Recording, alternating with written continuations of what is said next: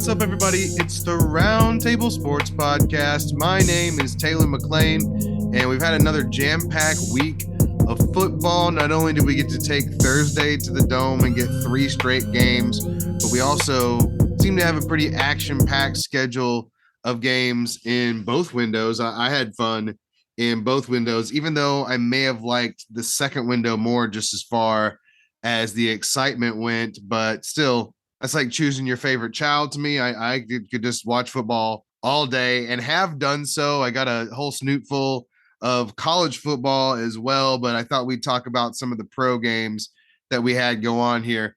Seems a little late for the Thursday games now. I didn't have time to get a podcast off when I was home with the parentals and got to take a little time off of a couple of things, so it felt good. But we'll get into it. In the first game we're going to go into for this week is the Jacksonville Jaguars' last second win over the Baltimore Ravens.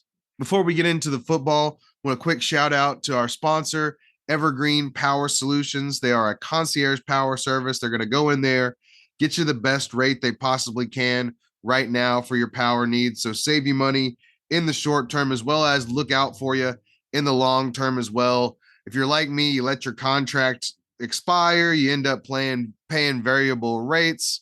Not going to happen with Evergreen. They're going to go back in, renegotiate your rate, either get you a lower one or keep your rate stable and not let you go above what you signed up with. So it's a great program for me.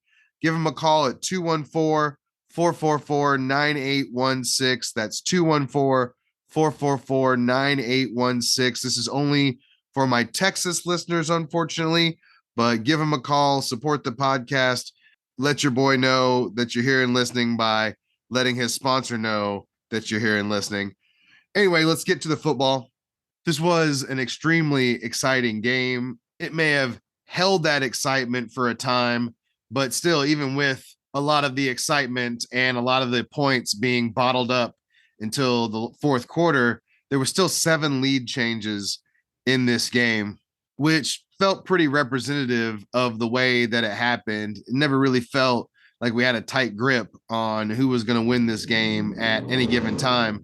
Although it does feel like if Baltimore would have done some things differently in the second half and played more similarly to the way they played in the first half, that they might have pulled this game off with no problem. Unfortunately, for Ravens fans, they kind of took their foot off the gas a bit in the second half. They kind of played some soft zones that allowed the Jacksonville Jaguars to get back in this. And they went run heavy during the second half as well and stopped airing it out quite as much and didn't make Jacksonville cover the entirety of the field the way they did in the first half.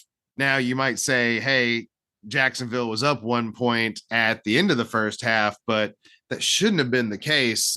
Jacksonville did a really good job of limiting Baltimore to field goals throughout the game, and it paid off in a win today, because had they not done so, Baltimore could have gotten up big in this game had they been able to finish more of their red zone conversions here.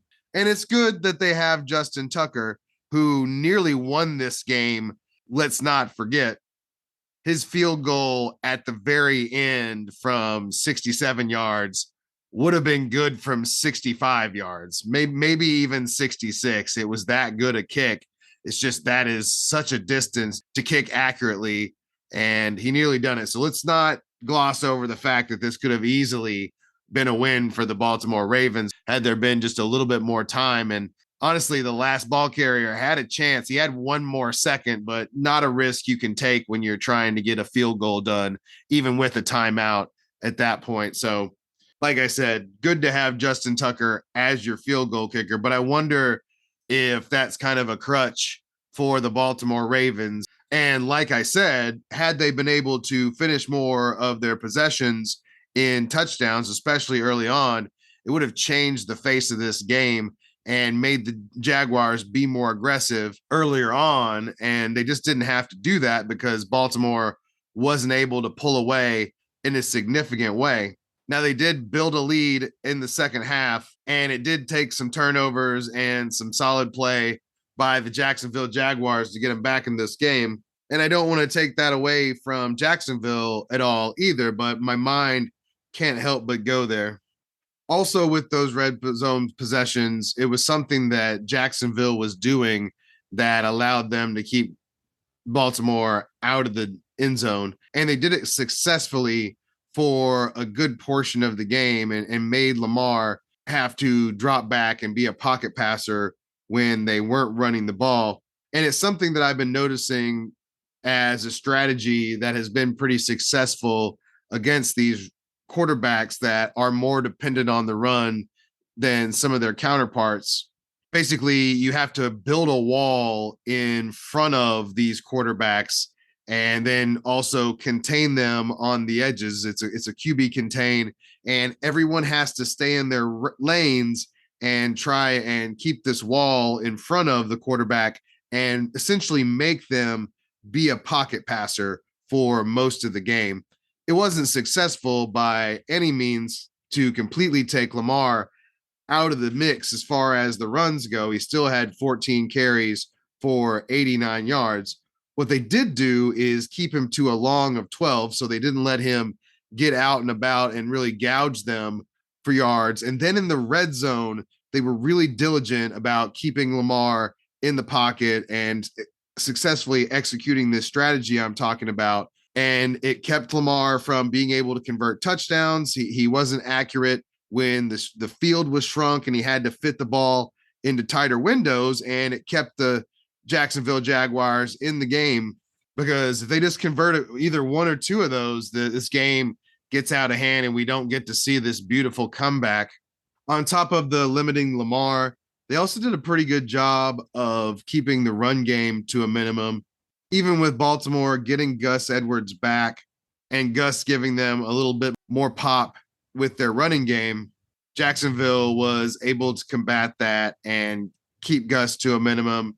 He was able to get a touchdown and have some nice runs between the tackles for the Baltimore Ravens, but he also fumbled and didn't seem to be as dominant at the goal line despite getting the touchdown. He's still working himself back from the horrific injury last year, as well as a hamstring this year.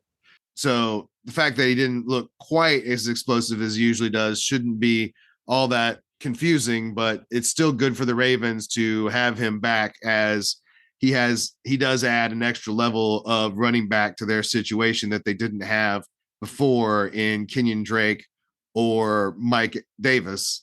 Before we get into Trevor, I thought we'd talk a little bit about Travis Etienne going out in the first half. Now, the good news is that he's already said that he should be good to go for next week, and this isn't all that serious.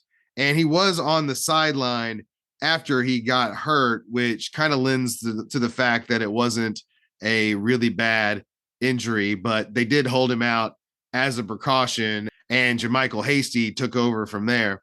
I really like the way that Travis Etienne has been looking and the way that he adds extra pop to their running game, getting not only the yards blocked for him, but able to make people miss and then get out into open space, whether that's catching the ball or, like I said, making people miss and then being able to use his top end speed to separate. But Jamycal Hasty does a pretty reasonable job of not only backing him up when Travis is healthy, but he did a reasonable facsimile of what Travis brings to the table while he was out there as well.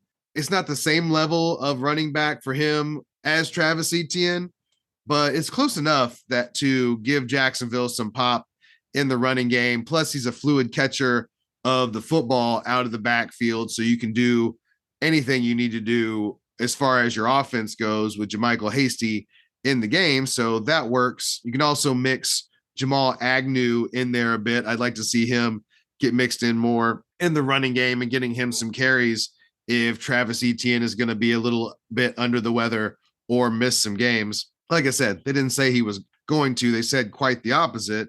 But then again, it would make some sense to give him some rest and not hurt his foot further, especially coming in a year where he's already coming off a Liz Frank injury.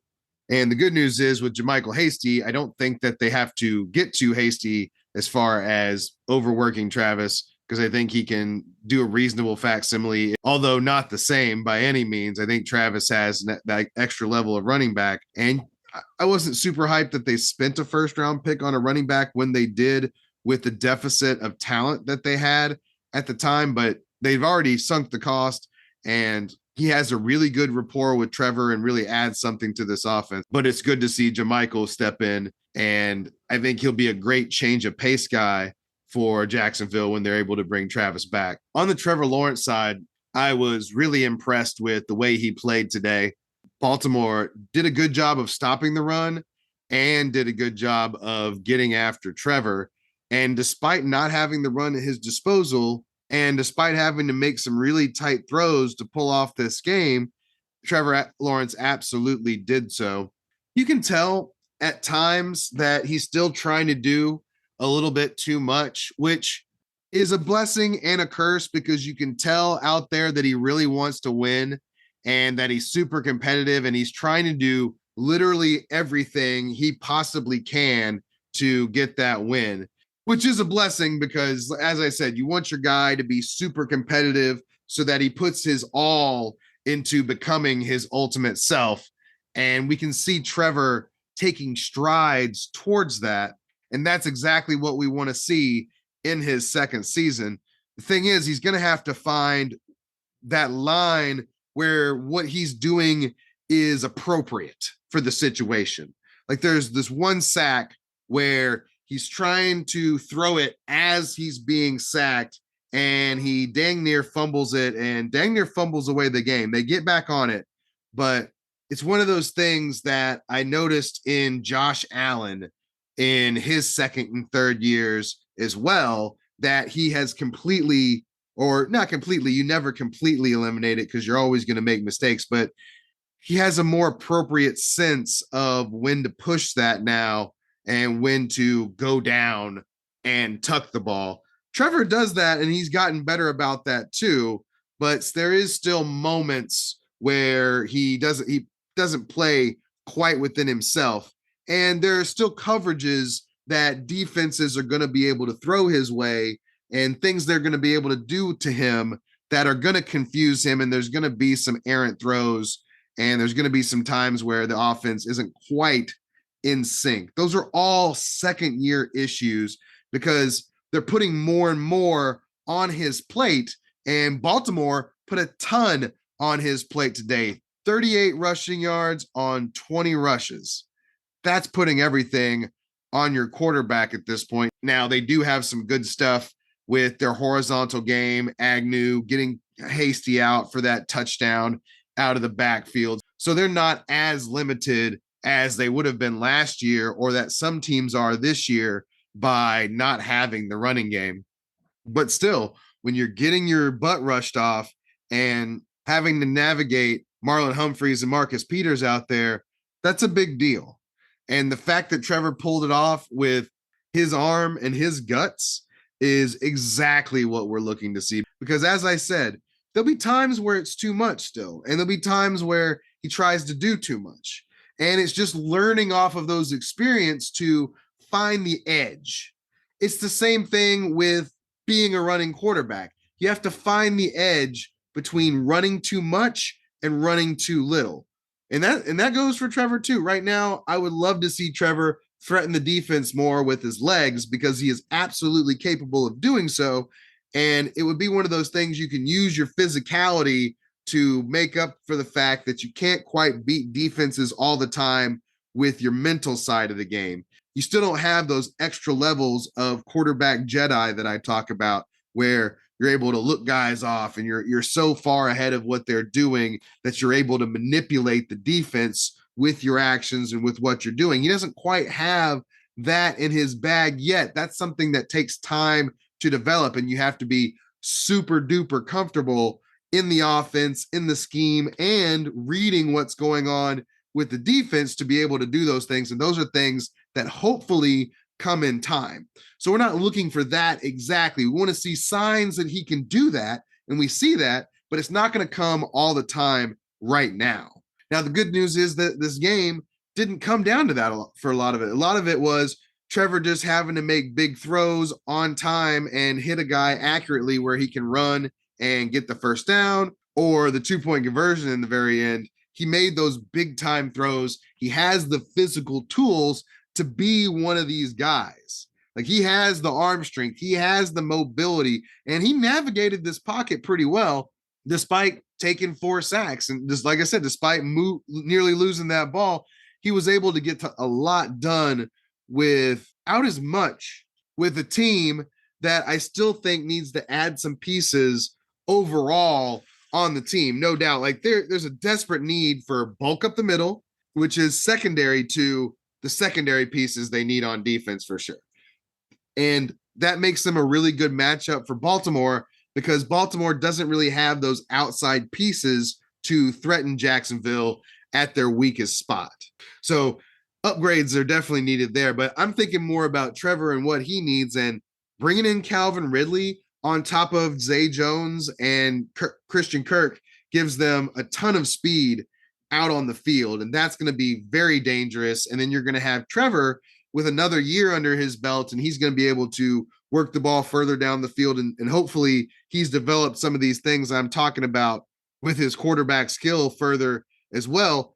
I still think they need bigger targets though too, because despite Marvin Jones catching the game-winning touchdown, well, I guess it was a game-winning 2-point conversion, but you get the point, and making some bigger plays down the stretch, he is probably on the way out as far as being at a useful level in the NFL because of his physical skills. Like, he gets it done in spurts, but they need a big target to work the seams.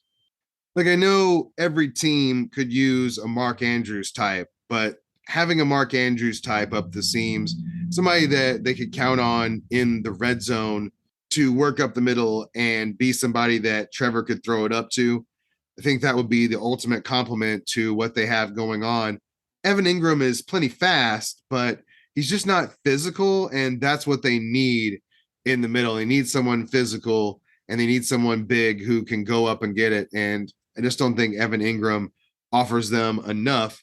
May not be an intricate part of the offense to this point, but we're also talking about somebody that used a whole bunch of Zach Ertz in his offense and Doug Peterson. So give Trevor Calvin Ridley. Definitely excited about that, but we also need a big target for Trevor as well to ultimately unlock what this team can be, because there's a ton of team speed out there.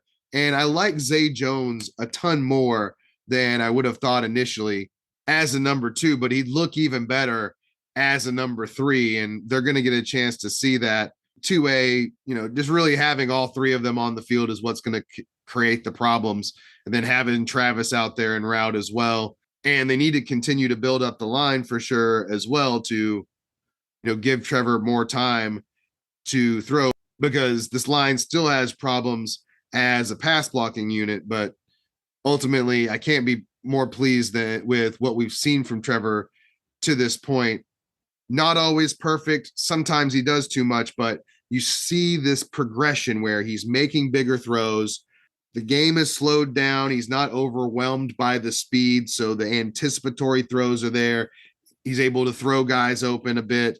Those throws where he gets the first down and then ultimately gets the 2-point conversion were big. You have to have a big arm to make those throws, and Trevor has that physicality behind him to be able to make those throws. It's just now he has to develop the mental side, and you can see that he's got the fight, and you see that he's made steps. Those are the things you want to see from your quarterback. The record, all that, getting this win is great, but the record is secondary to Trevor showing progress for where this franchise is ultimately going to go. And this game was a coming out party as far as that goes, because getting a win like this, being able to mount a comeback like this, is nothing to sneeze at, no matter how it came down. So this is what we're looking for. These are the plants that I saw growing last year with Trevor starting to get some more leaves and get taller here. Now he just has to bloom into everything he could be. Those are some of the hardest steps to take, though. And the reason I took some time to talk about the team around him is those aren't steps he's going to take with just this current roster. They have to continue to build roster. And that's the other side of this for Jacksonville, too, that you have to be really excited about is you've taken some steps in the roster building side of it too. It seems like the regime knows what it wants and should be able to draft along those lines as well. So good for Jacksonville fans, exciting times. And I hope that they're able to build on this. They've got some tough games coming up. Lions not being one of them next week. So hopefully they can build on it there. But Titans, Cowboys, Jets, Texans lay up there, but Titans again, that's a pretty tough way to end it. So maybe they don't squeak into the playoffs, but that's never what this season was about. The season was about establishing a culture, establishing your head coach, and getting Trevor off the ground. And I think you're doing all of those things in a good way that should give you some hope going forward. On the Ravens side, I don't think that it's all doom and gloom either. We talked about this being 1 yard away from being, a win for the Baltimore Ravens. Lamar is still a dynamic runner of the football, and you have to guard him really thoroughly and have the horses to execute the game plan that we talked about with the Jacksonville side of this. Make him be a pocket passer and make him beat you with his accuracy. For Lamar, that's ultimately the final piece of this. Is he going to be able to be an accurate pocket passer at times where the game calls for it or when other teams force him to be that guy? Up until this point, the answer has been no. We've seen it in playoff games. We see it in games like this where he comes up a little short, where for whatever reason, the game comes down to his ability to play that upper level style of quarterback that I'm talking about, where you have to be able to make these tight throws over and over again to lead the touchdown drive. That'll ultimately be the question for Lamar is he able to take that part of his game over the top? I think that it's hard to lump all of this onto Lamar, however, when they're missing key personnel, not just that they have on the team now, but what they need going forward for Lamar to be successful in that way. We talked a lot about Trevor Lawrence's personnel. Lamar Jackson has personnel problems too. Not having the J.K. Dobbins element to this offense has really hurt it overall. Kenyon Drake is fine, but he is no lightning compared to a healthy J.K. Dobbins. And when you're able to put Gus, J.K. Dobbins, and Lamar Jackson in the same backfield, even throw in Patrick Ricard in there as well, you're able to mix things around to give your plays a better chance for success and give your offense a better chance for explosive plays.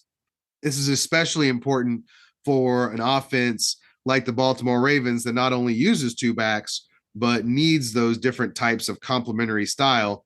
You need the Gus portion of it that you can bang between the tackles and make the defense respect your offense in that way. And then you need a back that is capable.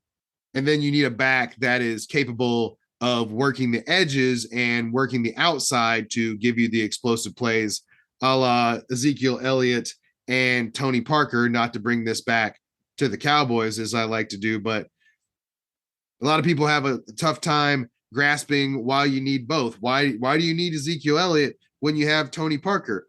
Why do you need an explosive back when you have Gus Edwards and Lamar Jackson? It just makes the offense work better, and it makes the defense work in different ways and makes them guard different parts of the field for the run. If you've got Gus Edwards only, you're not as in danger at the edges of the field. You're vulnerable up the middle, but he doesn't strike that same amount of fear because he doesn't have that same breakaway speed to not only take the edge, but once he gets there, take it, 20, 30 yards before somebody even is able to touch him.